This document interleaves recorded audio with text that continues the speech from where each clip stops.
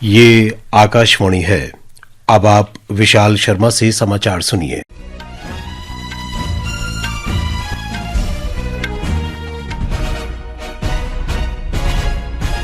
सरकार ने सोनप्रयाग से केदारनाथ रोपवे के विकास को मंजूरी दे दी है, जिसकी लंबाई 12.9 किलोमीटर होगी।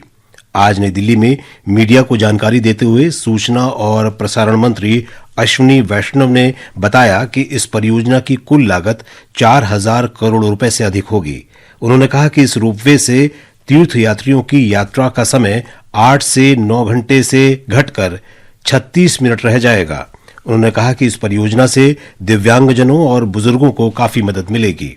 8 to 9 hours की जो जर्नी है, that will become a journey of 36 minutes. और ये जो टेक्नोलॉजी इसमें लगाई गई है, that is called 3S technology. 36 लोगों के बैठने की कैपेसिटी उसमें। श्रद्धालुओं को तो बेनिफिट होगा ही होगा, और साथ ही साथ बहुत बड़ा जो लोकल बिजनेसेस हैं उनको बेनिफिट होगा, और जो दिव्यांगजन है और जो हमारे बुजुर्ग साथी हैं उन सब के लिए भी एक बहुत बड़ी मेजर ये एक बेनिफिट इससे निकलेगा। प्रधानमंत्री नरेंद्र मोदी ने कहा है कि सरकार ने निवेश में बुनियादी ढांचे तथा उद्योगों को जितनी प्राथमिकता दी है, उतनी ही प्राथमिकता लोगों, अर्थव्यवस्था और नवाचार को भी दी है। रोजगार पर बजट के बाद एक वेबिनार को संबोधित करते हुए श्री मोदी ने कहा कि लोगों में निवेश का लक्ष्य 3 स्तंभों शिक्षा, कौशल और स्वास्थ्य सेवा पर टिका है। प्रधानमंत्री ने कहा कि सभी प्राथमिक स्वास्थ्य केंद्रों तक टेलीमेडिसिन की सुविधा का विस्तार किया जा रहा है। डे केयर कैंसर केंद्रों और डिजिटल स्वास्थ्य सेवा बुनियादी ढांचे के माध्यम से सरकार गुणवत्तापूर्ण स्वास्थ्य सेवा को अंतिम छोर तक ले जाना चाहती है।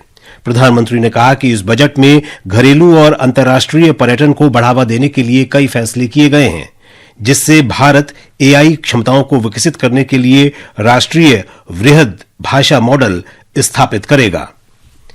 संचार मंत्री ज्योतिरादित्य सिंधिया ने कहा है कि नवाचार, समावेशिता और सतत विकास भारत के मूल मंत्र हैं। स्पेन के बार्सिलोना में मोबाइल वर्ल्ड कांग्रेस को संबोधित करते हुए श्री सिंधिया ने देश के प्रत्येक नागरिक की सेवा में आधार और भारतनेट की सफलता का उल्लेख किया। उन्होंने नवाचार को नियामकों के साथ संतुलित करने की दिशा में भारत के प्रयासों के 4 चरणों के बारे में भी बताया।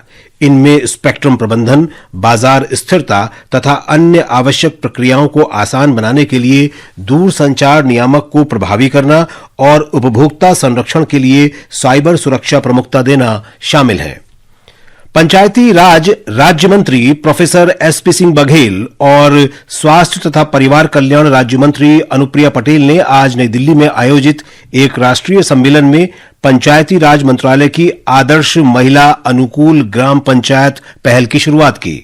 ये पहल मंत्रालय के अंतर्राष्ट्रीय महिला दिवस समारोह का एक हिस्सा है। सरकार ने महिलाओं की भागीदारी बढ़ाने के उद्देश्य से इस पहल की शुरुआत की है। इसका उद्देश्य प्रत्येक जिले में कम से कम एक आदर्श महिला अनुकूल ग्राम पंचायत की स्थापना करना है। दिल्ली मंडल रेल प्रबंधक, अपर मंडल रेल प्रबंधक और रेलवे सुरक्षा बल के सहायक सुरक्षा आयुक्त समेत 5 वरिष्ठ अधिकारियों का तबादला कर दिया गया है। यह निर्णय 15 फरवरी को नई दिल्ली रेलवे स्टेशन पर हुई भगदड़ की घटना के संदर्भ में लिया गया है। इस दुर्घटना में 18 यात्रियों की मृत्यु हो गई थी और 15 घायल हो गए थे। झारखंड में पश्चिमी सिंहभूम जिले के बालिबा वन क्षेत्र में आज एक IED विस्फोट में केंद्रीय रिजर्व पुलिस बल CRPF के 3 जवान गंभीर रूप से घायल हो गए। हमारी संवाददाता ने बताया है कि तीनों जवानों को उपचार के लिए रांची ले जाया गया है। अमेरिका के राष्ट्रपति डोनाल्ड ट्रंप ने व्यापार नीति पर अपने प्रशासन का रुख स्पष्ट करते हुए 2 अप्रैल से प्रभावी होने वाले उच्च टैरिफ के कार्यान्वयन की घोषणा की है। कांग्रेस के संयुक्त सत्र को संबोधित करते हुए डोनाल्ड ट्रंप ने कहा कि अन्य देशों ने दशकों से टैरिफ का इस्तेमाल किया है और अब उनकी बारी है। उन्होंने कहा कि यूरोपीय संघ, चीन, ब्राजील, भारत, मैक्सिको, कनाडा और अन्य देश अमेरिका द्वारा लिए जाने वाले शुल्क की तुलना में औसतन बहुत अधिक टैरिफ वसूलते हैं। ICC चैंपियंस ट्रॉफी के दूसरे सेमीफाइनल में लाहौर में दक्षिण अफ्रीका का मुकाबला इस समय न्यूजीलैंड से हो रहा है।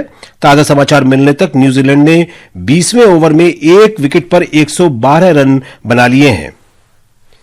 इसके साथ ही यह समाचार बुलेटिन समाप्त हुआ।